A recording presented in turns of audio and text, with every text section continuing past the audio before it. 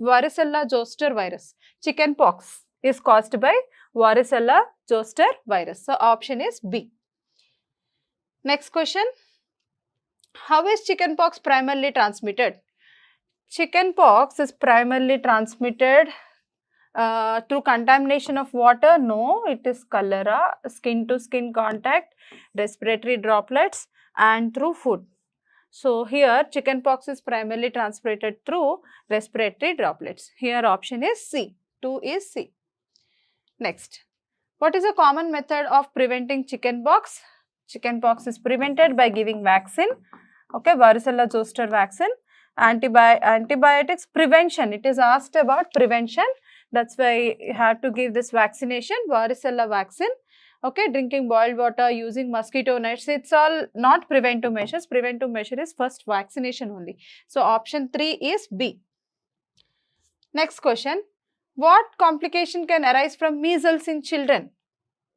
Okay, measles causes brain fever and inflammation of brain. So here arthritis, no. Kidney failure, hearing loss, encephalitis. Complication arising from measles in children is encephalitis. So here option is, fourth question answer is A.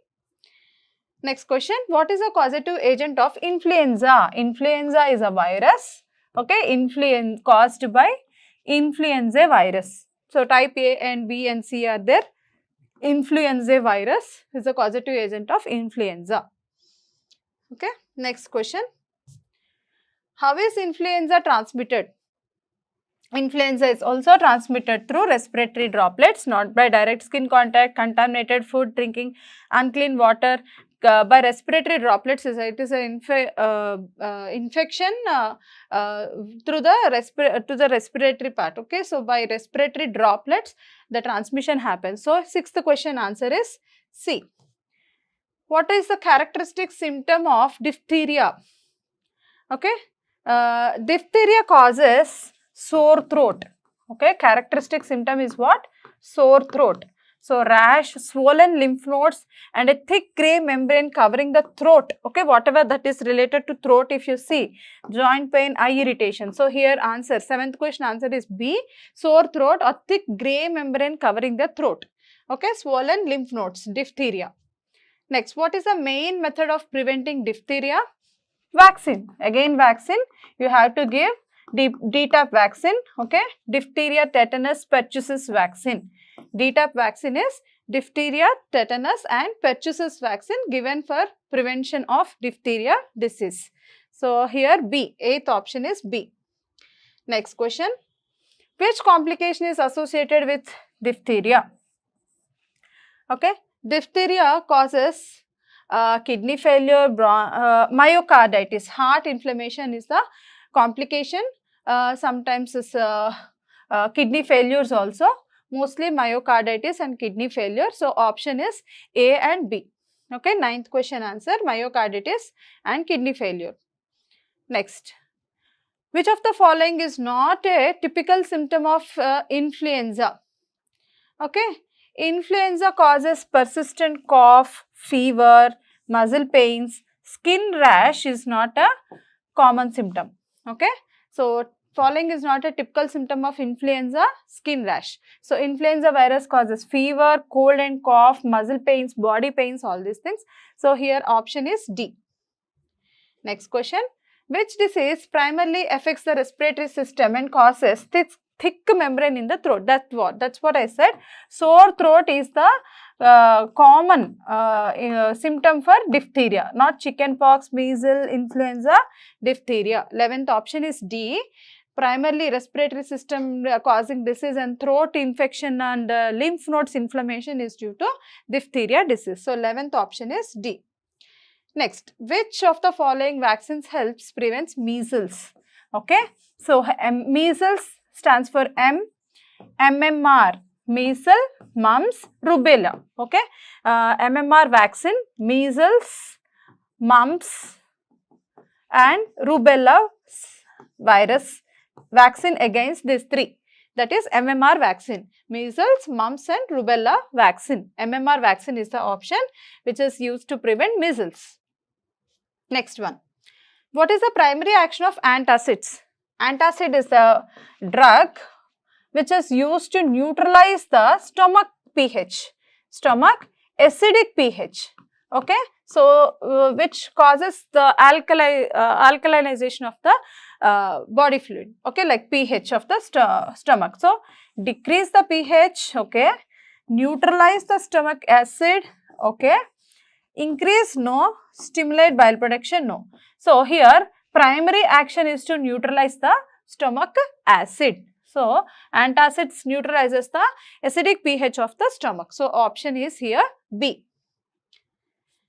Next question. Which of the following is an example of a systemic antacid? See, antacids are two types. Absorbable systemic antacids, non-absorbable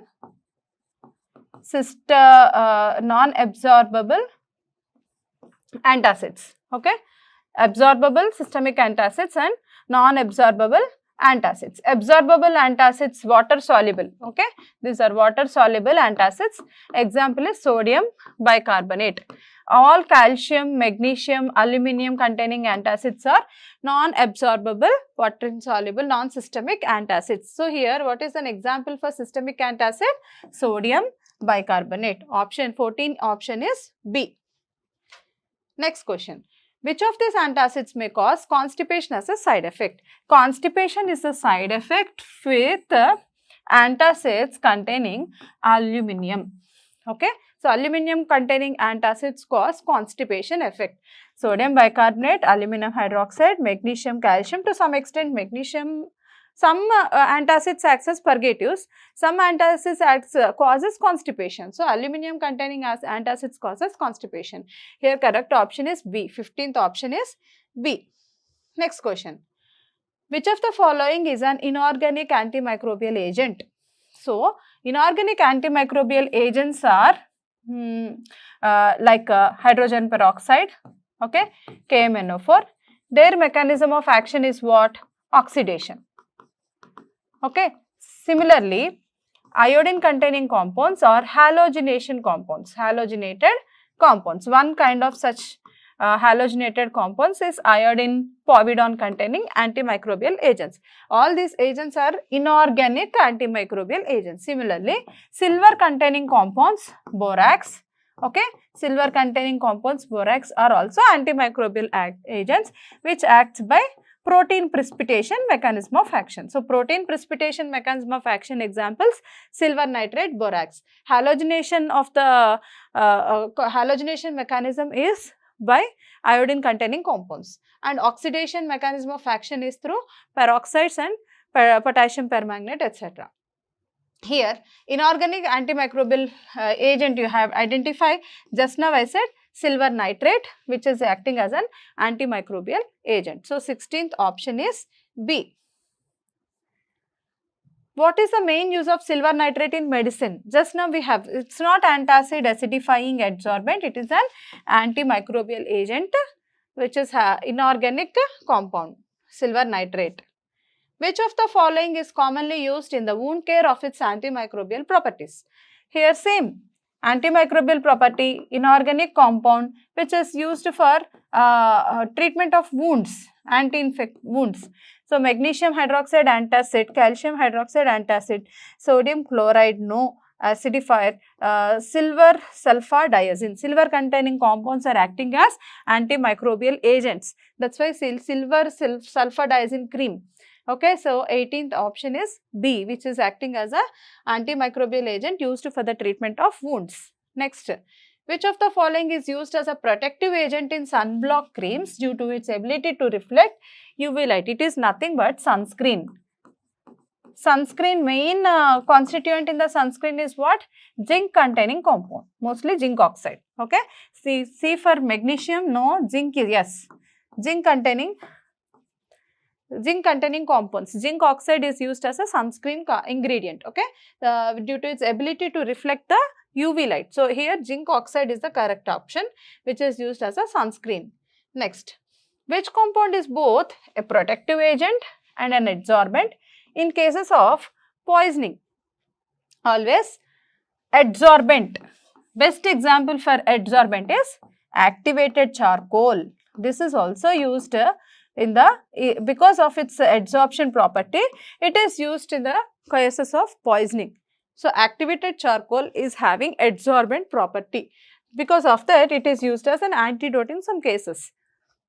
That's why here option is B. 20th option is B. Next question.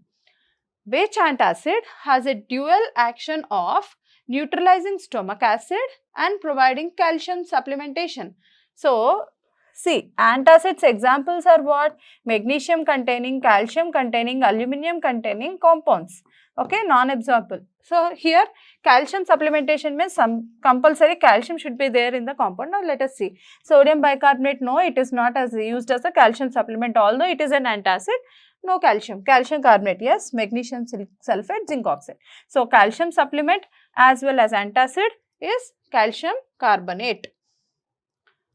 Next. What is the mechanism of action of alcohol-based disinfectants? Okay. Alcohol-based disinfectants inhibiting the cell wall synthesis? No, disinfectants, we are talking about disinfectants here. Denaturation of proteins and disruption of the cell membranes, inhibiting DNA synthesis, blocking ribosome function.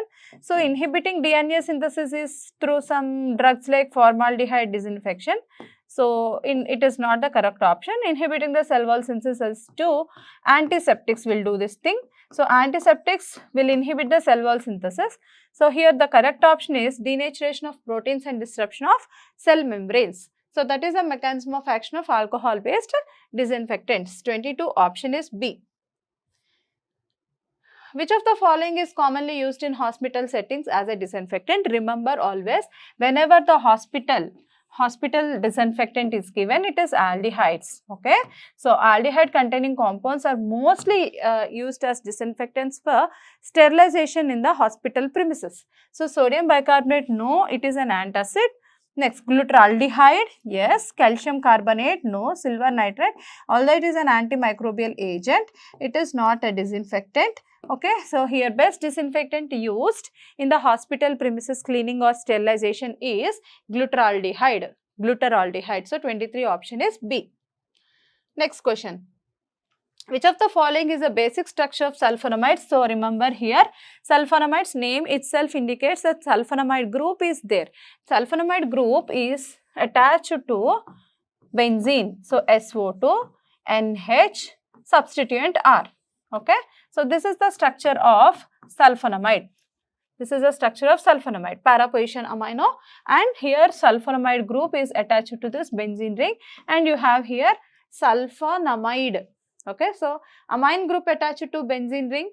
Although amine group is attached to benzene ring, we will not call it as a sulfonamide. We are talking about sulfonamide. So, sulfonamide group should be there.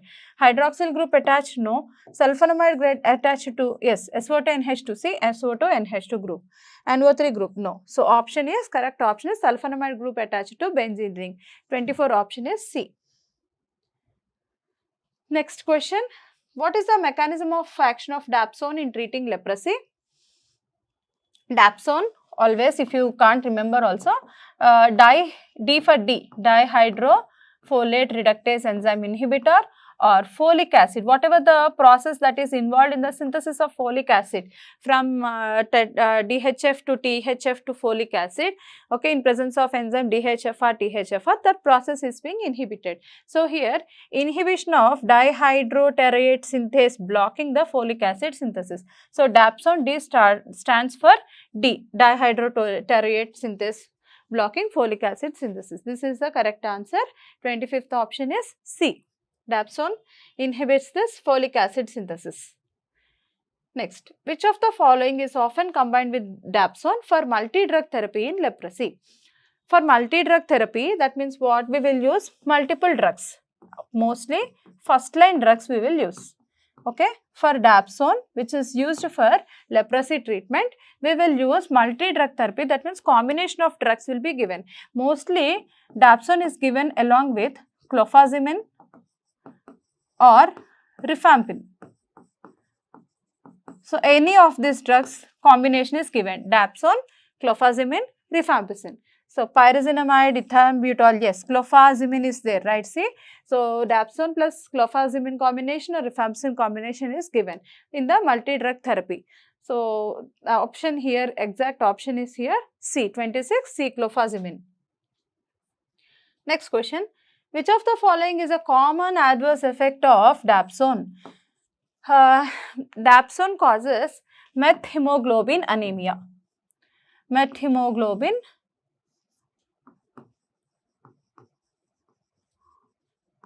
anemia. Okay, that means for those who are having glucose 6 phosphate dehydrogenase enzyme deficiency, it causes decrease in the red blood cells. Okay, it causes the lysis of the glucose 6 phosphate dehydrogenase enzyme deficiency, causes hemolysis. Okay, anemia that leads to methemoglobin anemia. So common adverse effect of dapsone is hemolysis in glucose 6 phosphate dehydrogenase deficient patients. Okay, so that leads to methemoglobin anemia. So option is, correct option is 27B.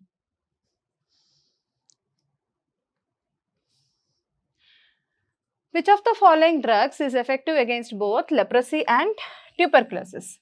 So leprosy and tuberculosis, we will always given just what's a dapsone plus clofazimine plus rifampicin. Any of the drug is given. Clofazimine and rifampicin are first line drugs. For TB as well as leprosy, if you see, rifampicin is yes, pyrazinamide, isoniazid, clofazimine. These two are effective. Both are effective against leprosy and tuberculosis, A and D. Next question. Which class of drugs does sulfasalazine belongs to? Name itself indicates sulfa is there. Obviously, it is sulfonamide drug. Anti-tubercular drugs, anti-leprotic drugs. So, class of drugs, sulfonamides. Sulfasalazine belongs to sulfonamide class of drugs. 29C. Sulfasalazine is a prodrug. Okay. Sulfasalazine is a prodrug which consists of 5-amino salicylic acid. Okay. 5-amino salicylic acid. Okay. And it is a prodrug. And it is also have a pyridine group. 5-amino salicylic acid and pyridine group in the para position. Okay, so that is sulfasalazine. It's a sulfonamide drug. Which of the following is a key characteristic of antiseptics? Antiseptics means are the drugs which are used to kill bacteria on the applied to living things. So let us see one by one. They inhibit or destroy microorganisms on living tissues. Yes. Sterilize surgical instruments? No, it is a non-living. Neutralize acids in the stomach? No, it is an antacid. They treat bacterial infections in the lungs? No. So antiseptic is a drug which inhibits or destroys microorganisms on living tissues. So 30th option is A. Which of the following is an inhalational general anesthetic? So, general anesthetics are divided into two types, inhalational and intravenous. Inhalational anesthetics are nitrous oxide, enflurane, isoflurane, okay, halothane.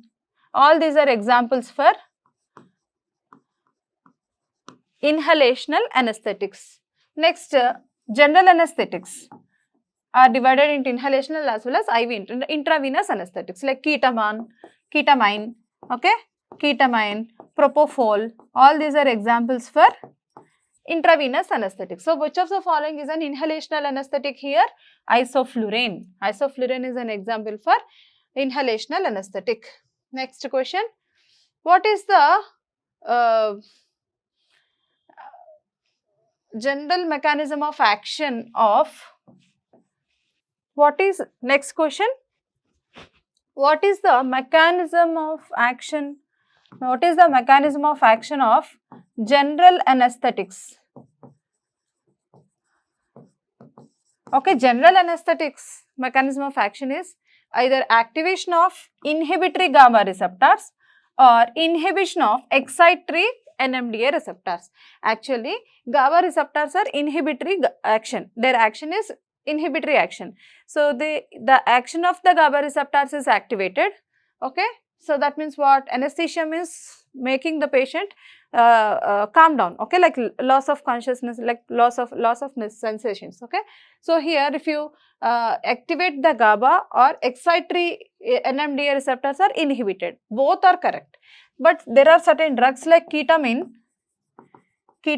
and nitrous oxide. These two act by acting on NMDA receptors. Rest of the drugs either activation of GABA or inhibition of NMDA, but especially these two will act especially on the NMDA. They don't go to the action on GABA receptors. So, here mechanism of action is both A and B. Next, activation of GABA and inhibition of NMDA. Next, which intravenous anesthetic agent is known for its rapid onset and short duration of action? Remember always, rapid onset and short duration of action containing intravenous anesthetic is propofol. If you see, you can also see here, sevoflurane, isoflurane, halothane are inhalational. Only one intravenous, what is being asked in the question is intravenous only. So, intravenous anesthesia is what? Propofol only here. Rest of them are inhalational. With that also you can remove, or you can make it as an odd man out option. Okay. Or else intravenous inhalation which is having, intravenous anesthetic which is having rapid onset and short duration of action is always propofol only. So, our option here is B. Next. Which opioid analgesic is commonly used in combination with acetaminophen for moderate to severe pain? Okay. Acetaminophen is what? Paracetamol. Paracetamol is taken along with opioid analgesic. Which opioid analgesic? Codeine, tramadol, oxycodone, methadone. So, option is oxycodone. Remember always, for moderate to severe pain, we will give the combination of paracetamol plus oxycodone drug. Okay. So, option here is C. Next question. Which of the following is the primary mechanism of action for antipyretic drugs? Yes, antipyretic drugs means what? Which reduces the body fever or body temperature. Okay, which reduces fever or temperature. Their main mechanism of action is what? Inhibiting COX enzyme. That means especially PGE2. PGE2 is somewhat involved in mechanism that is involved in the fever causing. So, whatever the processes that is being involved in the fever processes in the body are initiated or mediated through this prostaglandin. PG is nothing but prostaglandin. Prostaglandin E2 synthesis. So, prostaglandins are synthesized from arachidonic acid. Okay, from arachidonic acid to prostaglandins in presence of COX enzymes, cyclooxygenase enzymes. So, by inhibiting the cyclooxygenase enzymes, prostaglandin synthesis is inhibited, and this can be done by this antipyretic drugs. Okay, now even the anti-inflammatory drugs also the same mechanism of action, but it depends on which type of prostaglandin that is being inhibited by inhibiting this COX enzyme. So, inhibition of NMDA receptors, no. Stimulation of opioid receptors somewhat, but no. Inhibition of prostaglandin synthesis in yes.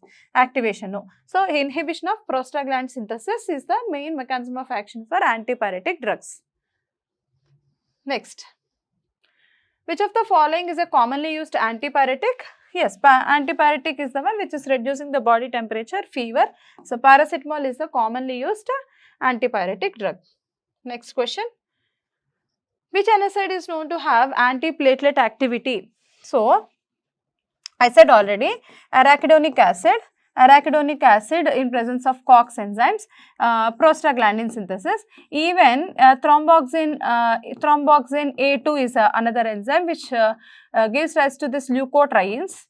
Okay, so here COX enzymes are inhibited by NSAID drugs and antipyretic drugs, and thromboxane is inhibited by aspirin. This is also NSAID drug, non-steroidal anti-inflammatory drug only, but especially it inhibits here aspirin, it inhibits this thromboxane A2 and thereby it inhibits the platelet aggregation. So, platelet aggregation inhibitor. Aspirin is platelet aggregation inhibitor. Therefore, which NSAID is known to have antiplatelet activity? Aspirin. 37 option is A. Next question, which of the following NSAID is selective for COX-2? So, different classes of NSAIDs are there. Okay, COX inhibitors, just now I said non-selective COX inhibitors or selective COX-2 inhibitors. Why? Because if you see, COX inhibitors are having a severe ulcer side effect, okay, which is not seen in selective COX-2 inhibitors. This ulcer side effect is inhibited, okay. So, that is why selective COX-2 inhibitors like celecoxib, rolicoxib, all coxibs, okay, valdecoxib. So, all these are examples for selective COX-2 inhibitors. So, aspirin, naproxen, aspirin is a salicylic acid NSAID derivative, okay, salicylic acid derivative of NSAID. Naproxen is a propyl containing group containing derivative. This is heteroaryl acetic acid derivative, heteroaryl acetic acid derivative is indomethacin. So, celecoxib is selective COX-2 inhibitor, okay. Option here C. Which of the following general anesthetic is an NMDA receptor antagonist? Yeah, that's what I said. General anesthetics act by acting on GABA, okay, activation of GABA or inhibition of NMDA, specifically nitrous oxide and ketamine. Nitrous oxide and ketamine, they both act on NMDA receptors. Propofol, no. Ketamine, yes. Thiopental, yes. Nitrous oxide and ketamine acts on NMDA receptors antagonists. Okay, so option is B. 19th option is B. Next question. Which general anesthetic is preferred for daycare surgery due to its rapid onset and recovery? Once I said, right, rapid onset anesthetic is propofol. Blindly rapid onset action which is anesthetic, general anesthetic is propofol, and this is given with daycare surgery. So, propofol, ketamine, isoflurane. Option here is A. 40 option is A. Next question. Which of the following NSAID is associated with an increased risk of myocardial infarction, heart attack when used long term? So, myocardial infarction is a side effect given with the selective COX-2 inhibitors. Here selective COX-2 inhibitor is celecoxib. So, here 41 option is A. Which of the following drugs is both a general anesthetic as well as analgesic?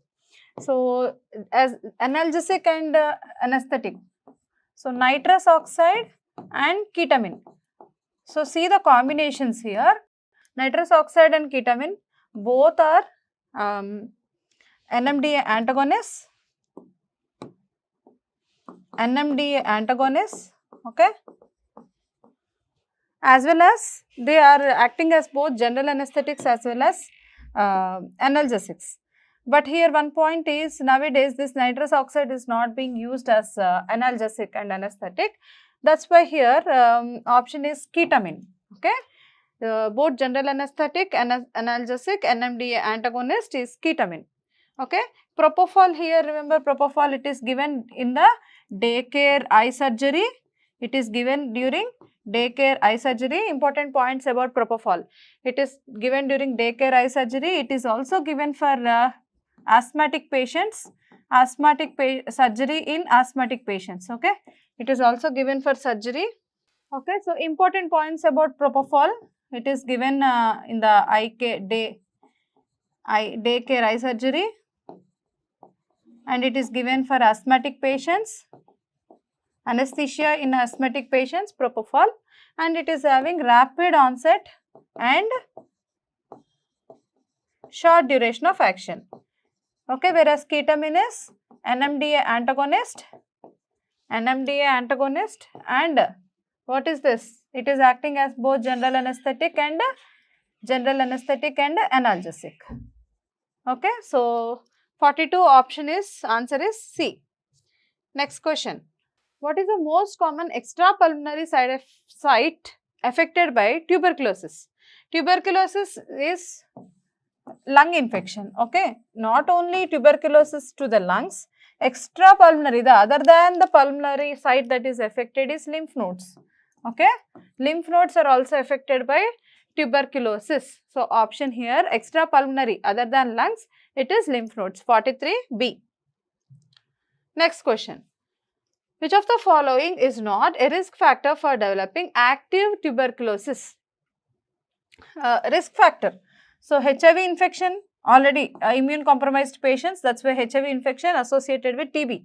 Malnutrition, TB will trigger, okay, that bacterium which is in the dormant state will get triggered if proper immune functioning is there, proper food is not there, malnutrition is there, then it is getting triggered. Then smoking is a first risk factor for this tuberculosis. So, frequent exercise and healthy maintenance of diet and normal routine life will give you, is not a risk factor for tuberculosis. So, 44 option is A.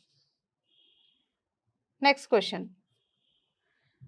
Which immune response is critical in controlling the progression of tuberculosis? So, here immune response. Immune responses are two types, innate immune response and adaptive or active immune response.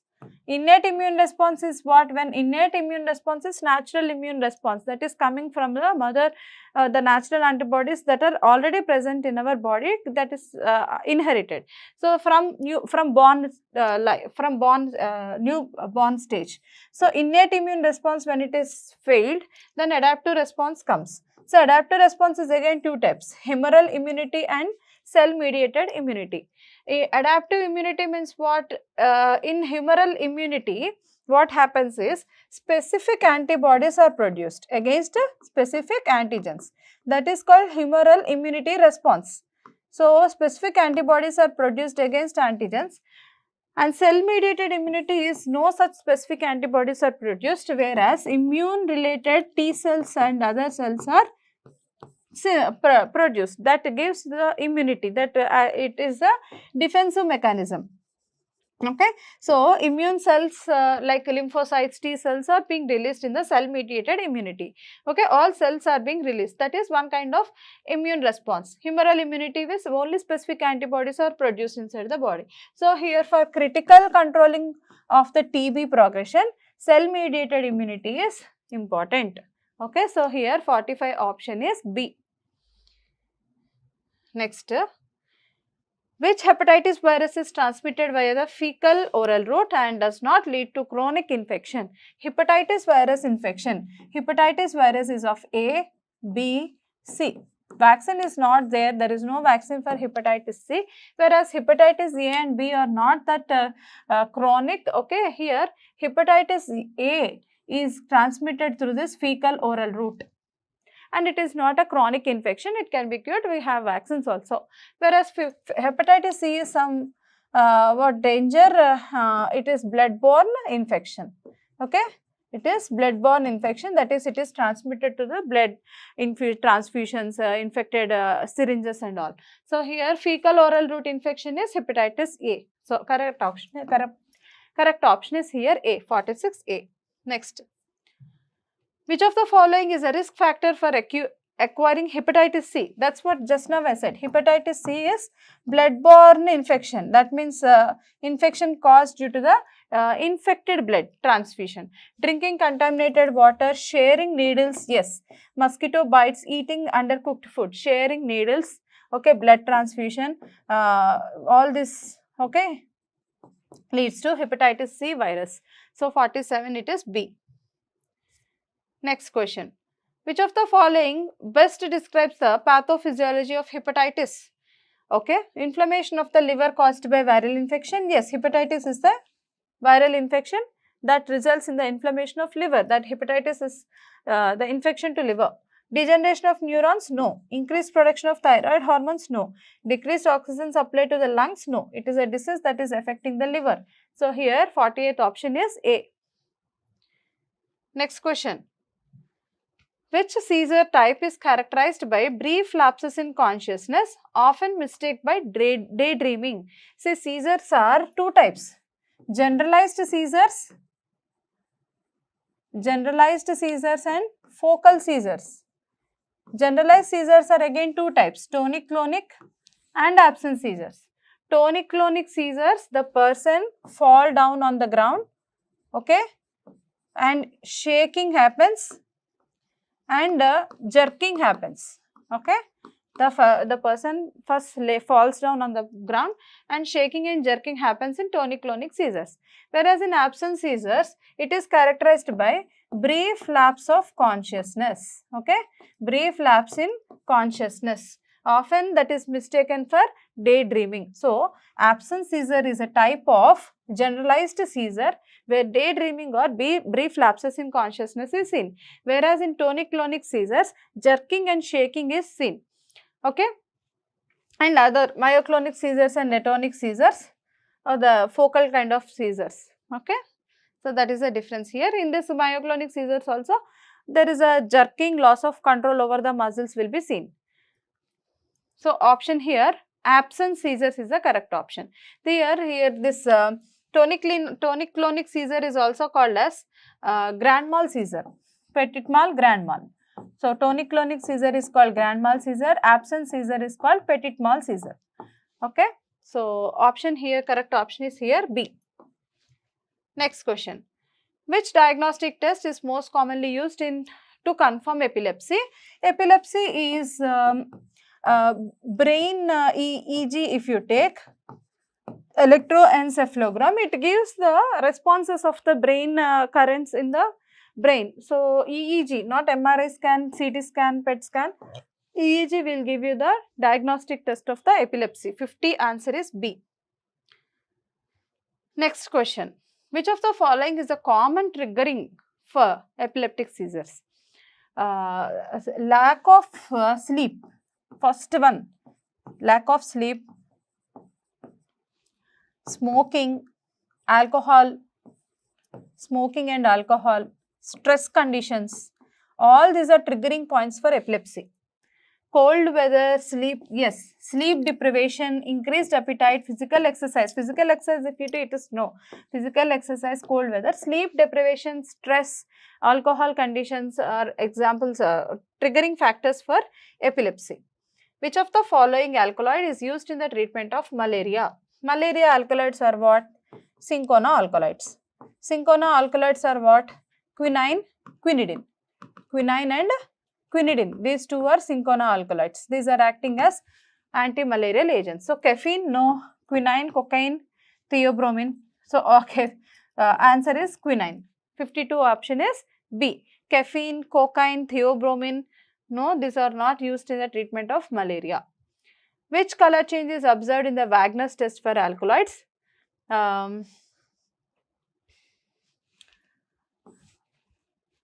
Wagner's test. Wagner's test is used for the identification of alkaloids, where it consists of iodine in potassium iodide solution. This is the Wagner's reagent. When you add the sample to the Wagner's test, you will get a reddish brown color precipitate. Okay, Wagner's test consists of the reagent iodine potassium iodide solution used for the identification of alkaloids, and it gives red color precipitate, reddish brown color precipitate. 53 option is A. Next, which of the following alkaloids is derived from the opium poppy and has potent analgesic effect? Poppy seeds, morphine. All morphine, opioid analgesics consists of this. Opium poppy seed consists of morphine, papaverine, okay, codeine. All these are the derivatives of opium poppy seeds. So, here 54 option is B. So, that is used as an analgesic. Next, which is a therapeutic application of the artemisinin, a terpenoid? Artemisinin is a sesquiterpene lactone. Artemisinin is an example for sesquiterpene lactone that is obtained from Artemisia vulgaris. Artemisia vulgaris consists of artemisinin, a compound which is used as anti-malarial drug. Okay, artemether, artemisinin, or artesunate, all are the derivatives of this derived from Artemisia vulgaris, which is belonging to the Astraceae family, and it consists of sesquiterpene lactone, and it is used as anti-malarial agent. So 55 answer is C.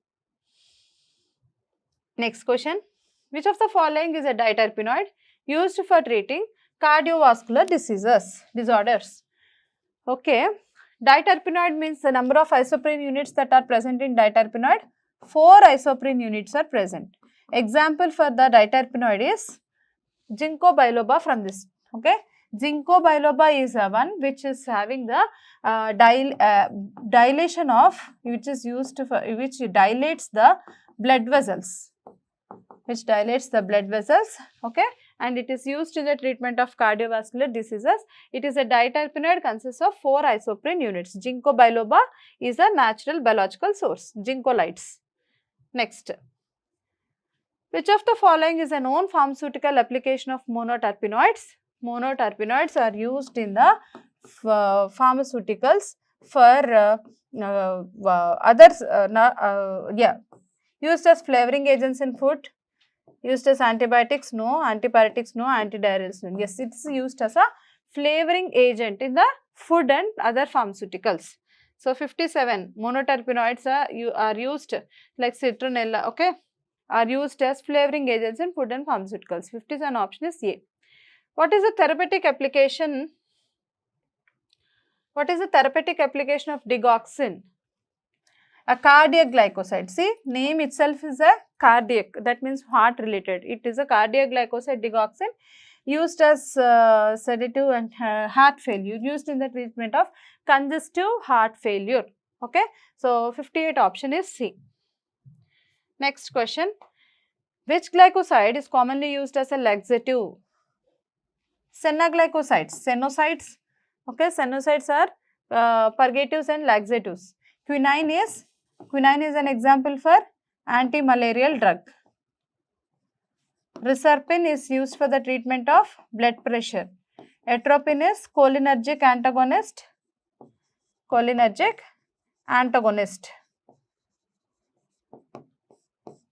Okay. So here correct option is senaglycosides are used as laxatives. 59A. Next. Which of the following is a key feature of glycosides?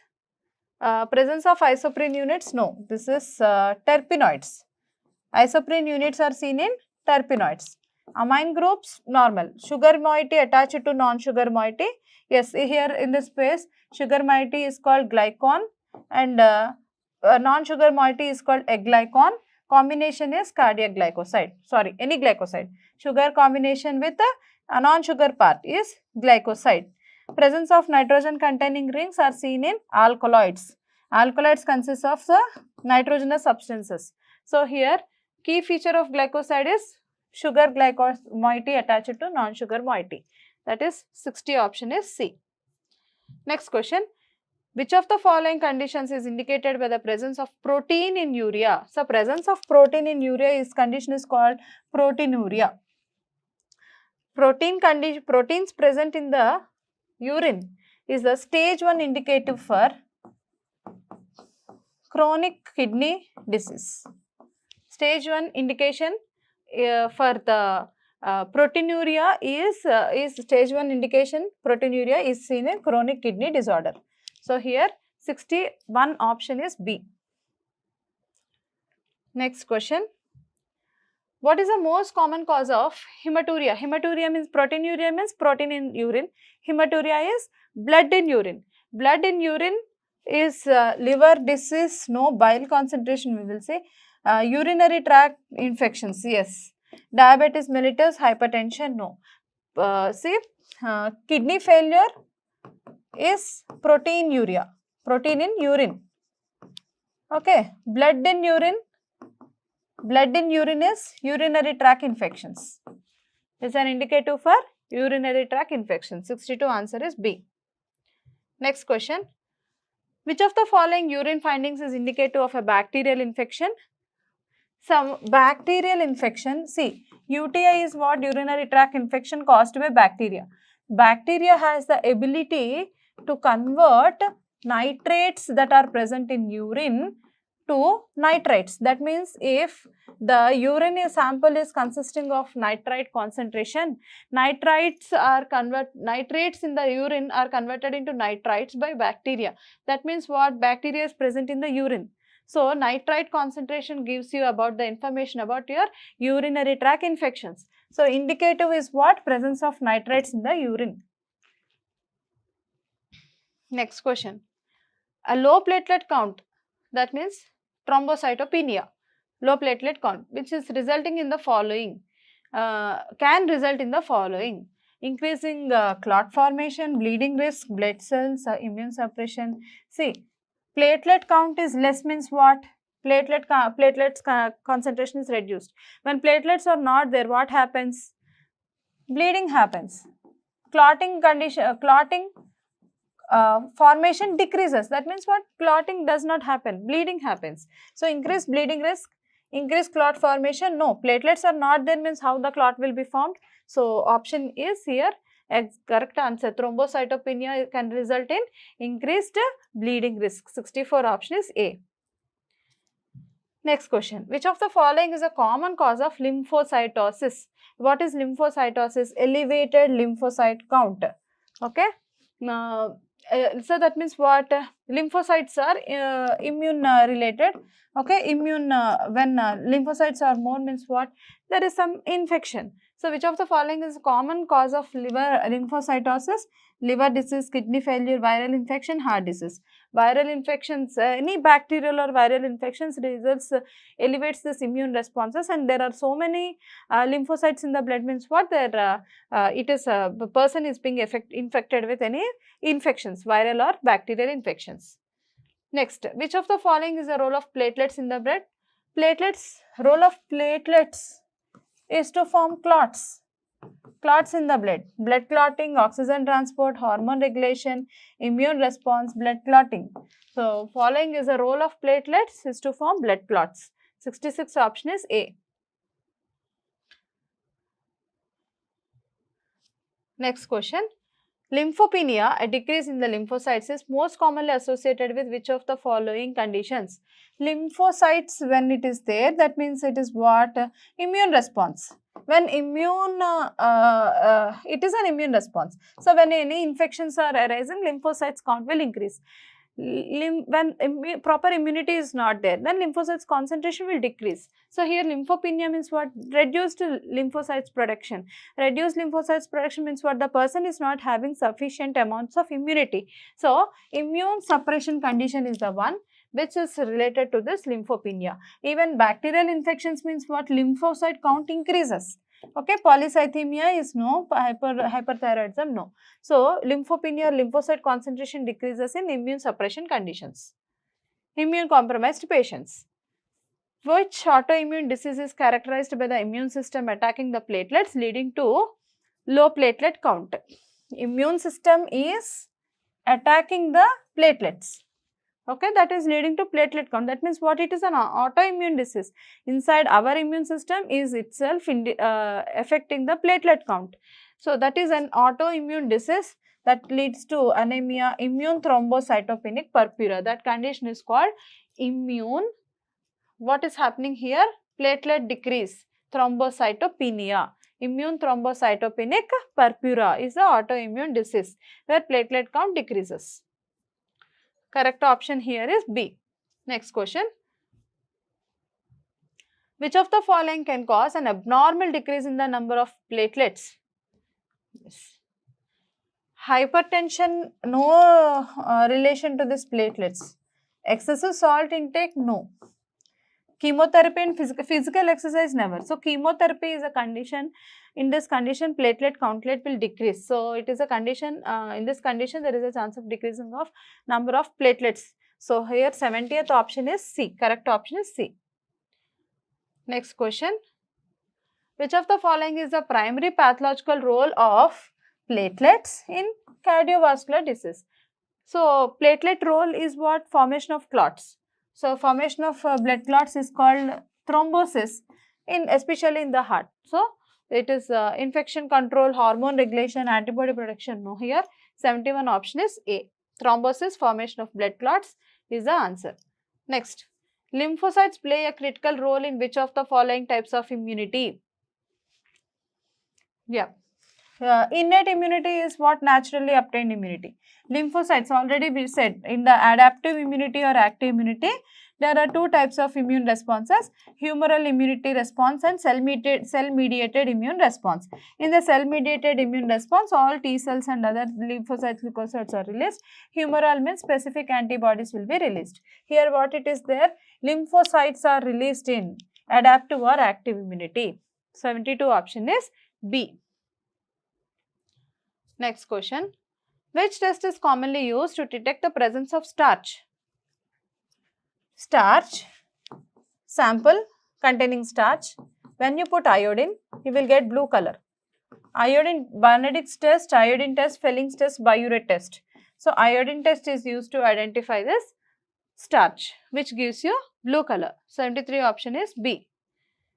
Which reagent is used in Barfoed's test to distinguish between the monosaccharides and disaccharides? Here Barfoed's reagent is copper acetate in acetic acid. Copper acetate in acetic acid is Barfoed's reagent used to identify the reducing monosaccharides. Okay, and it will give you brick red precipitate. Sample, if you add sample containing monosaccharides, when you add this Barfoed's test, Barfoed's reagent is copper acetate in acetic acid, you will get brick red precipitate. So, here answer is C, copper acetate in acetic acid. 74 option is C. Next, Molish test of carbohydrates gives which color when positive? Molish test is for identification of carbohydrates. Molish test is identification of carbohydrates. So, carbohydrates, when you add concentrated H2SO4, okay, reducing agent or dehydration, these carbohydrates are converted into aldehydes. Aldehydes, when you add phenol, especially Molish reagent is what? Alpha naphthol. Okay, when you add alpha naphthol, if carbohydrates are present, you will get a violet color ring. Violet color ring at the in the test tube. So, here carbohydrates, when add concentrated H2SO4, they are converted into aldehydes. So, after that, when you add this phenol, that means what? First Molish reagent is alpha naphthol. Alpha naphthol. Alpha naphthol, when is added to this carbohydrates, you will get a violet color ring. Violet color, purple violet color ring. So, Molish test will give you purple violet color ring. 75 option is B. Which enzyme deficiency is responsible for lactose intolerance? Lactose intolerance means what? Unable to digest the lactose.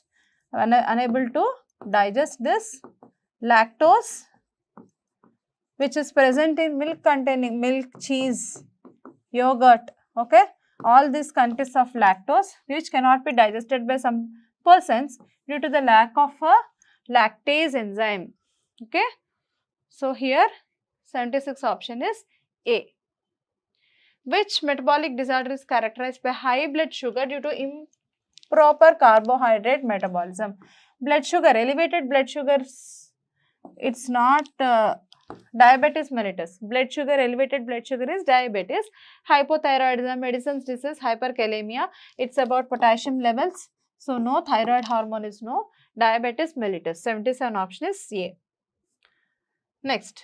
Which disease results from a deficiency in glucose 6-phosphatase? Glucose 6-phosphatase enzyme deficiency leads to anemia.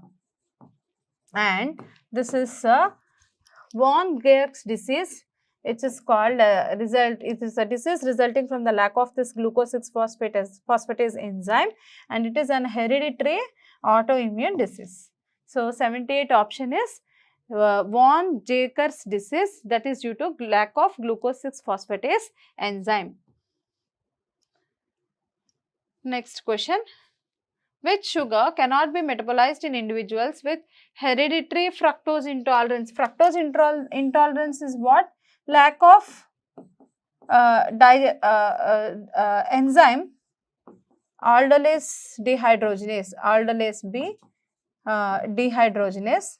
This is an enzyme which digests this fructose.